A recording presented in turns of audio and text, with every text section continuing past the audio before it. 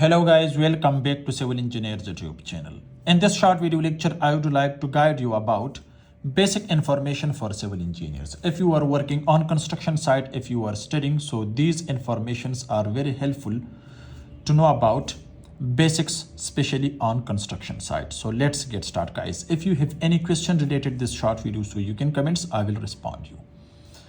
As you can see guys, one bag of cement is 50 kgs. Okay, if you are bringing especially cement, so one bag of cement is equal 50 kgs. Okay, it means 20 bags of cement is equal 1000 kgs. Okay,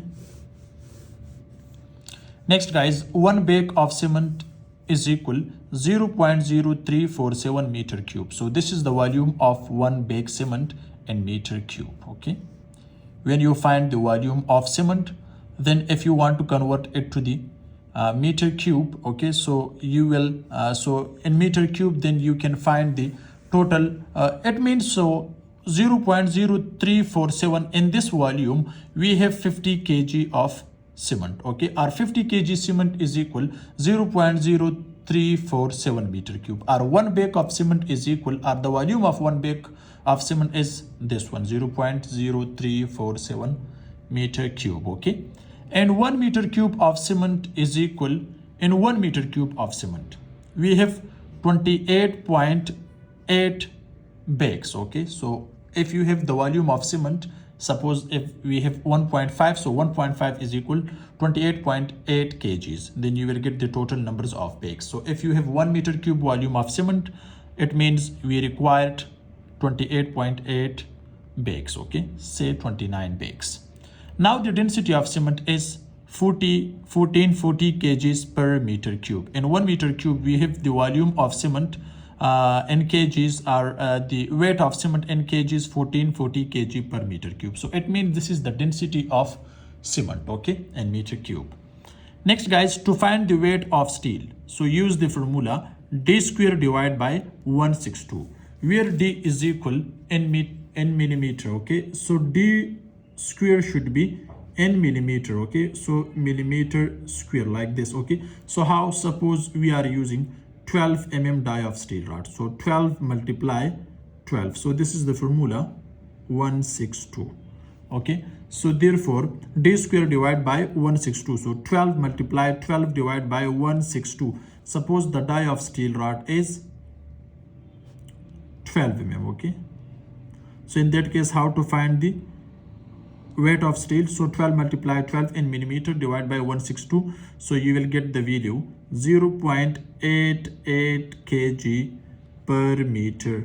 Okay, so this is the weight of steel for 1 meter. If the dia is 12 millimeter, so we have the weight 880 grams. Okay, or 0.88 kg per meter. So how many meter length of steel do you require? So you can multiply with 0.88. So if you have any dia, so use the formula d square divided by 162, then you will get the weight of steel in kg per meter. How much length you have, then you can multiply with that. Okay, next, don't use less than 12 millimeter die of steel rod for footing or for raft foundation. Especially in foundation, we can't use 12 millimeter die of steel rod. That's why, because 10 mm and 8 mm especially we are using for the ring or for the stirrups or for lateral ties. But don't use, you can use 10 millimeter in RCC slab, but normally in footing or in raft foundation, that is the main component of building. So in that case, don't use less than 12 millimeter die of steel rod in footing or in raft foundation. Okay, next guys, we have chair spacing. What is chair guys? You can see especially in raft foundation or in RCC slab, we are using chairs like this. Okay, chairs which can maintain the spacing of main bars or distribution bars, or also it can maintain the upper portion, because especially in doubly mesh we are using the chair. So the chair's dia should not be less than 12 millimeter. Next guys, I'm talking about the spacing. So the spacing should not be more than, okay, 1.5 meter or 5 feet. That's why, because because on the top of that we are using the wheelbarrow during construction time. Also the people are going on the top of this, so therefore the spacing should be closely. That's why, because it can't make the moments on that time, so therefore the spacing should be provide closely. From 1 to 1.5 meter you can keep. So it's depend on the area of the raft foundation or footing, etc. So therefore I'm telling you up to 5 feet you can keep the spacing.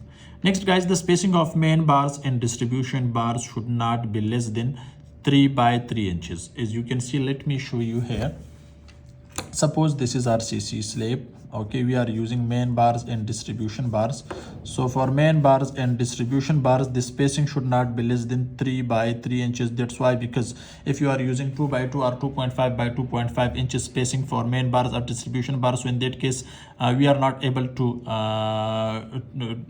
use the concrete, and that's why, because we don't have the place in the spacing between main bars and distribution bars. So therefore it should not be less than 3 by 3 inches. If we have, why not, if we have a mega project? So therefore it's depend on the structure load, it's depend on the in the design of RCC slab. So therefore the minimum is 3 by 3 inches, but you can increase, so it should not be less than this. But normally I'm using 6 by 6 inches or 7 by 6 inches. It's depend on the structure load of the building. Okay, next guys, remember one thing more, especially for the concrete. So the concrete cover should be between from 1 to 1.5 inches, or you can say from 25 to 40 mm. You can use the concrete blocks, or you can use the concrete cover for beam. Also for the slab, it should not be less than 25 mm. That's why, because the steel reinforcement should be inside the concrete. So if it's exposed to the environment, so it can't be so it will make corrosion, okay, or it can make rust. So therefore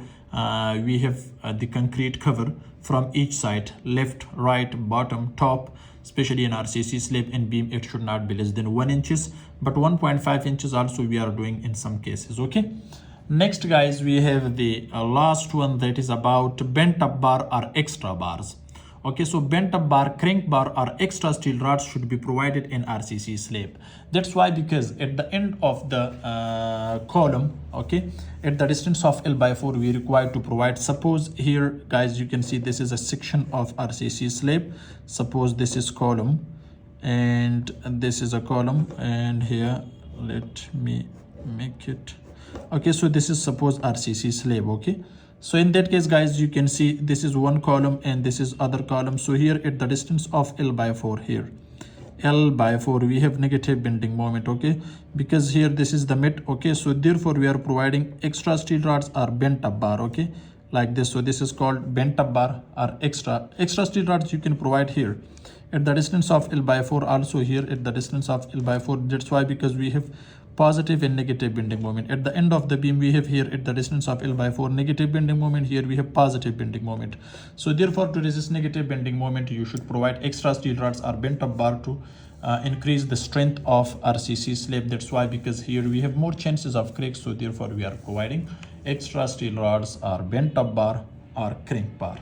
Hope this short video can help you. Thanks for watching. See you in next video. Goodbye.